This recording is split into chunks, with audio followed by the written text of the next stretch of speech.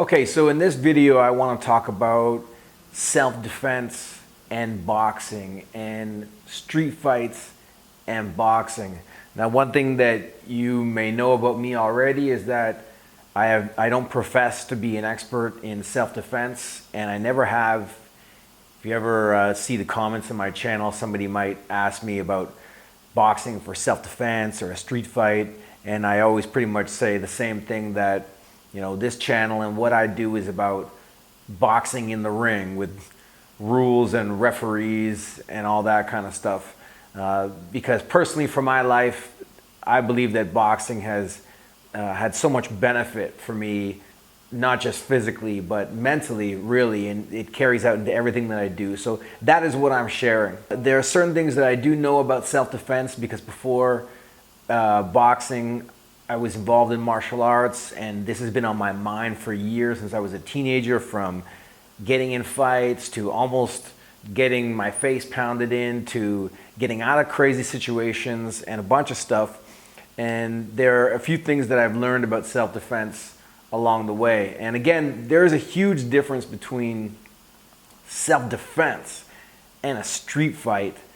And although a lot of people might think that a street fight in many situations is self-defense, I mean, context is really huge. But basically, if you were to put a camera on the action that is occurring, and it's two people going at it in a scrap, that's a street fight, whether you want to call it self-defense or not. But in my opinion, the ultimate self-defense, if you went through this life and never were attacked or never got into a street fight, that is the ultimate self-defense. Basically, if you can go through this whole life and not get into a fight without wanting to get into a fight, then you've won. You have ultimately defended yourself. I had a buddy who used to play basketball. He was living in Florida, and he used to play basketball. And one time he was in this pickup game or pickup league. This was back in the 90s. And Roy Jones Jr. was in this league. And so they were playing a game. And my buddy jokingly said to Roy Jones, "Hey, I don't want any trouble. I don't want any fights." And Roy Jones said to him, "I only fight if I'm getting paid." And so this just goes to show you the mindset between, an athlete, a martial artist, or, somebody who has a reason to fight, and somebody who is getting into a street fight or is forced into a self-defense situation. Now, there are a number of books I've read and experts on self-defense, and I'm going to point out these guys to you so you can go check out their resources, because I think that they are the experts. They are where you're going to learn something about self-defense and something about street fight situations. And of course, it's all based on your environment. I mean, somebody living in the Hamptons is going to have a different experience from somebody living in the south side of Chicago. So you really have to obviously know your environment and know what comes with it. And that is the unfortunate reality for a lot of people, that there are some places in the world where having to defend yourself and getting in a street fight is more likely, and so you're going to have knowledge and information that deals with that, and that's where these experts can come in and help you if you take a little bit of time to study them. The first thing that I will say about any kind of confrontation is that, based on the research, 90 to 95% of physical confrontations happen between two people that know each other. It's very rarely going to be someone just jumps out, around the corner, or jumps out of the bushes and attacks you. It's usually between two people who know each other. So you have to think that who you hang out with, where you hang out, what sort of things you do, and who you interact with from the moment you shake their hand or are introduced to somebody. How you interact with people that you come into contact with is a huge factor in determining your likelihood of having to engage in a self-defense situation or getting into a street fight. That essentially self-defense starts from the moment you potentially interact with somebody or choose not to interact with somebody. That is self-defense right there. Now, part and parcel with that, in terms of who you interact with and who you hang around with, there's a big psychological component to self-defense. And for a year, I worked as a bouncer years ago, and so I bought this book. I've had this book for, I think, about like 18 years or something like that. A Bouncer's Guide to Barroom Brawling by Peyton Quinn. And Peyton Quinn is probably one of the first guys that I would recommend you look up online. He mostly has books. He doesn't have a lot of stuff online that you can absorb, but he covers a lot of the psychological aspects of self-defense. And I would have to say that this book probably saved me from getting in a number of confrontations. It helped me avoid a number of situations that wouldn't have been good for me. And so one thing that he talks about in this book, Peyton Quinn, is the interview process. When you are potentially going to get into a fight or a self-defense situation, that most of the time an attacker or an assailant wants an easy victim. They don't want somebody who's going to be a challenge. But in this book, he talks about the interview process. And people can interview you a number of different ways, even by how you look or how you walk or how you act. You know, the minute you show in some way that you are a victim or that you will be easy to take advantage of by showing fear or by responding a certain way to situations, that is how they know that you're going to be an easy victim. I mean, some people by their very nature are going to be more of a victim than others. For example, like a 90-year-old woman compared to a 25-year-old athletic male who's 240 pounds. So some things are affected right out the gate. But with interacting with people, this interview process that he talks about in this book, and I'm not getting paid to promote this book. I bought this, like I said, 18 years ago, 17 years ago. It's the way you interact with people really sets the stage for your chances of getting into a conflict situation, which is often why most conflict or a lot of conflict happens in high school, because there's a pecking order in high school. People have a chance to find out who you are, what you're about, what you're capable of, and word gets around. And if you're an easy victim based on your actions, then there's a greater chance of something happening to you. Now, last couple things I want to mention. There is another book that I got years ago that I like. I still actually have it on my Kindle. I don't know if you can see it there. Meditations on Violence by Rory Miller.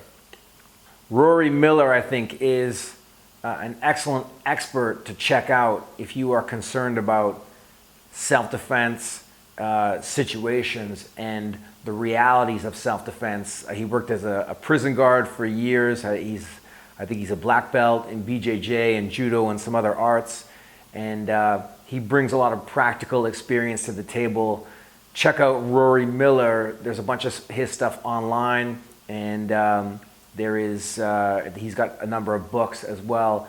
I think studying Rory Miller is really going to help you get your mind right when it comes to this kind of stuff. Another website that I really like, it's by a guy named Mark McYoung, and it's free, and there's tons of content on there. It's called No Nonsense Self-Defense, and I'll leave a link in the video description below.